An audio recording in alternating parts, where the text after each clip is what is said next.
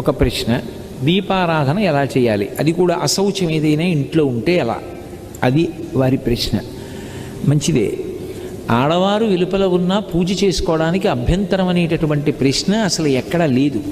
ఎందుకు లేదు అంటే, పూజ అనేటటువంటిది ఎవరు చెయ్యాలి అంటే ఇంటి యజమాని చెయ్యాలి. ధర్మపత్ని సమేతస్య అనుంది కానీ ధర్మపతి సమేతస్య అని ఉండదు సంకల్పం. అంటే దాని అర్థం ఎవరు చెయ్యాలని? యజమాని చెయ్యాలి.